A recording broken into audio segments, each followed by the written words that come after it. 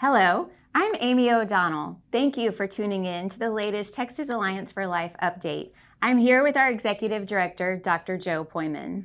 Today, we're taking a closer look at some of the most extreme pro-abortion rhetoric and activities at the Democratic National Convention in Chicago. One of the most shocking elements was outside the convention, where Planned Parenthood ended the lives of 25 unborn babies on their bus. Yes, Joe, so-called reproductive freedom was a central theme throughout the event, with numerous speakers delivering massive amounts of misinformation, disinformation, and outright lies, including Vice President Harris herself. What they're promoting is far from freedom. It is the most radical push for abortion on demand that we've ever seen, at the expense of unborn babies' lives. Horrific.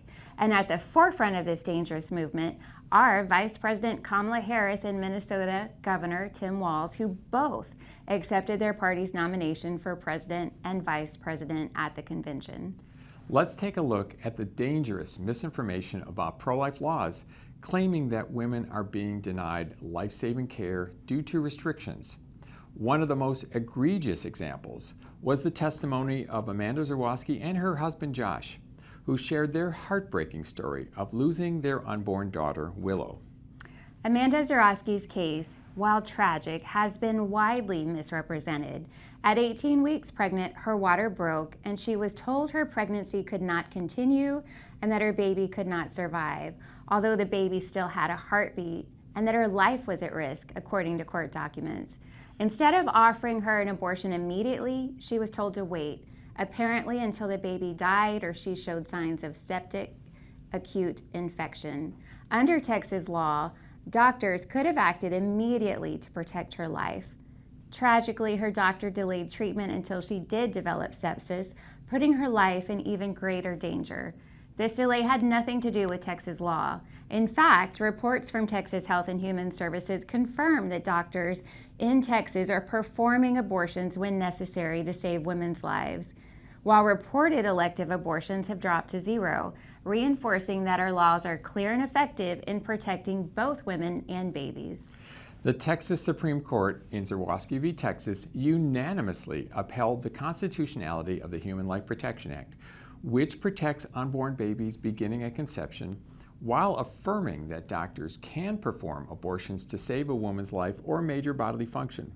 The court explained that the woman's death need not be imminent for this exception to apply.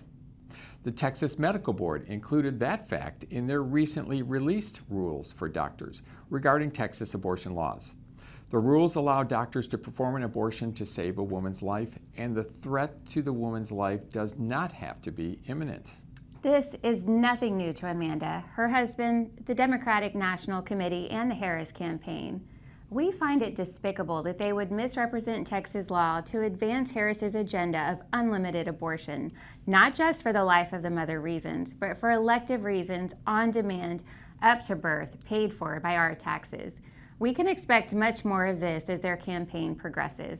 Well, that's all for this week's update. Stay tuned for more as we continue to fight for the lives of both women and babies in Texas and stand firm against the misinformation campaigns from Harris, Walz, and others who falsely say our laws are not protecting lives.